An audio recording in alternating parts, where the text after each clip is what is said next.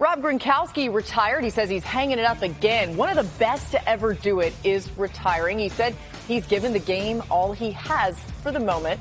So Tom Brady, who came out of retirement 101 days ago, is now without one of his favorite targets. And since entering the league in 2010, only Jason Witten and Greg Olsen have played more offensive snaps than Rob Gronkowski. He's got over 7,000 plays of experience. Look at the rest of the Buccaneers tight end group right here. Cameron Brate, an experienced player, but the rest of that room, pretty new to the pro game. Some names on there you may not recognize, and you see offensive snaps, a lot of zeros there. So, Robert, you said yesterday that Gronk is the greatest tight end of all time. Without him, are you concerned about the Bucs at that tight end position?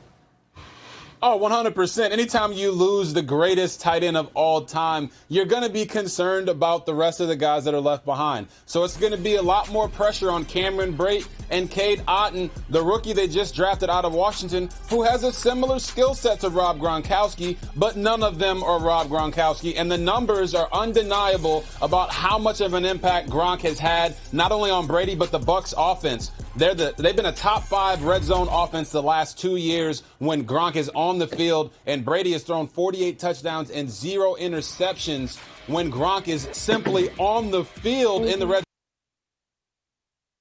They're going to have to get more out of the rest of their roster, but this is still going to be a really, really good football team. They're just no longer the NFC favorites because they don't have Rob Gronkowski in the fold right now. Ooh. Listen, I agree with Robert here. I mean, you know, when you think about how good Rob Gronkowski has been with Tom Brady, the large majority in the past 5 years has been red zone. When you think about what he's capable of doing, and that's just because of reps and time together. When you think about these two, how many reps have they thrown in spring? How many reps have they thrown in summer? And then you get to the season and you see these things, and they just look phenomenal. It looks like it's so rehearsed. It's as well orchestrated as can possibly get. That's what he's going to miss. But the reality is it's going to be in the red zone. Excuse me. This is still a top 3 NFC team. And to RG3's point, I think this is a team that really has to be reckoned with. You have a new staff. I know he's been a defense coordinator, but a new head coach. You lost 2 offensive linemen. There's a lot of other areas that have to be adjusted. They won't start as fast, but toward the latter part of the season, they'll get back in stride. And you never know. Gronk might be back, baby. Yeah. You never know. Tom Brady's a persuasive dude. Makes that call. Yeah. October, that dude might be suiting it back up. I'm glad Jeff said that because, Laura, I will partake in this discussion because it's on the rundown. But no, I will not believe that this is the end for Gronk. No, because the last time he retired, I wrote a farewell column. I'm not falling for it again. But think about the situation that Brady now finds himself in. He's a guy, 44 years old, who retired, wasn't sure if playing the game still was what he wanted to do. 41 days later, he's like, psych, I'm back. Now he is 5 weeks away from returning to training camp without one of his top receivers in Chris Godwin, who's injured, and now Gronk, who is and has always been his safety blanket. And when he talks about Gronk, it's not just Gronk knows exactly what I'm thinking. It's Gronk brings fun to the game. Yeah. And when you're 44 years old and you needed that mental, like, okay, we're about to do it one more time, let's go.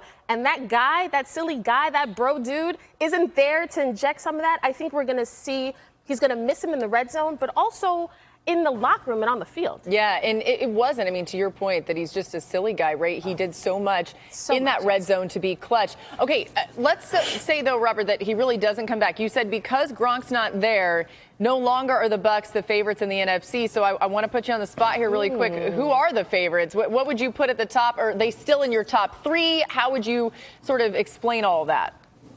Yeah, Laura, like I said, the Bucs are still a really, really, really good football team. So they are in my top 3. But the number 1 team in the NFC is going to be the Los Angeles Rams. To be the champ, you got to beat the champ. And now that the Bucs don't have Rob Gronkowski, it puts the Rams back in the forefront of that conference. Yeah, it makes a lot of sense. And listen, there's a whole lot more of these people coming your way on NFL Live today. So keep it. Gronkowski called it a career yesterday for the second time after 11 seasons. In 2011, his second season in the NFL, he scored 18 total touchdowns for the Patriots, ranked second in the league that season. He caught 15 playoff touchdowns.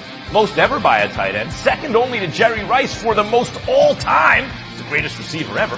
And he won 4 Super Bowls, all with Tom Brady through the Patriots, and won with the Bucs in 2020.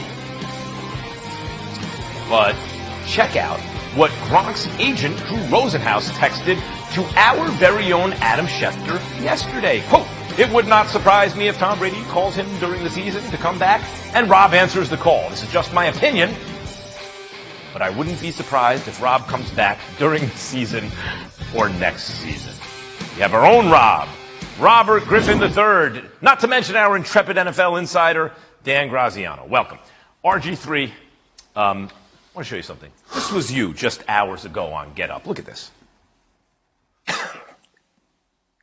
Here we go. And I'd be surprised if he didn't come back. So surprised that I'm willing to jump in the East River if he doesn't. Wait a minute. On camera. That's right behind us. That's right behind us. You could literally jump out that window. And I said this earlier. Yeah. I'm willing to jump into the East River if he doesn't in the winter. You've just upped the ante, parenthetically, for those who don't know. That's the East River, directly behind, with that little boat going by behind us. Now first you said you would jump in the river. Now you said in the winter. In the winter. I ask you now, sir, here on This Just In, you've had over 4 hours to reconsider. I don't care how much they've cleaned it up. The East River is filthy and everyone knows it. You care to walk this back? I'm not walking it back. I'm not walking. That's how confident I am that Gronk is going to come back.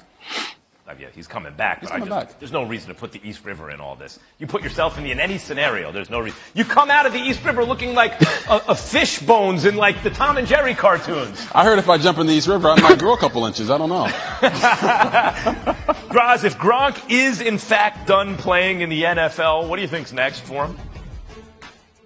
Oh, geez, Max, I think we're seeing it right now. I mean, he's in high demand as a commercial actor, right? You see him on all kinds of different ads for all the kinds of different companies. Last time he retired, he showed up and did a little studio TV work. He went and did some WWE stuff, if I remember correctly. So, yeah, look, I don't think he's going to disappear from view. And that's another reason why I think we're going to be dealing with this story into the season, especially if Tampa Bay's offense starts to struggle, because what the agent says can't be dismissed. Obviously, he says it's just his opinion, but he knows his client's mind, and certainly better than we do. And I think this is something that's going to continue to come up until time goes by and he doesn't make good on it, and we see RG3 swimming in the East River. Multi-talented Rob Gronkowski, WWE. He could be a Lakers girl if he wanted. He could do so many things. You can see he has lots of talents. So, okay, Robert, with Gronk retired, at least for the time being, what does this mean for the Bucs and therefore Tom Brady's Super Bowl chances in maybe his last season? Yeah, Max, I said this before. The Bucs were my favorites in the NFC if Gronk had come back, but now that he's not, they're just a contender. And they're a really, really, really good contender because they have Tom Brady. They got Mike Evans. Chris Godwin's coming back off an injury, but they brought in Russell Gage from the Atlanta Falcons to fill that void left by Antonio Brown. It's going to be big on Cameron Brake and also Cade Otton, the tight end they drafted out of Washington, who's recovering from an ankle surgery, to step up and fill that void that Gronk left. But the bottom line is the numbers are undeniable when it comes to Gronk. 48 touchdowns, 0 interceptions in the last 2 years for Brady when Gronk is on the field. And in since 2015, Max, Brady, when targeting Gronk, 24 touchdowns, 0 interceptions in the red zone. So, I mean, the guy's impact is crazy, and I know that Brady will be making that call come November, December.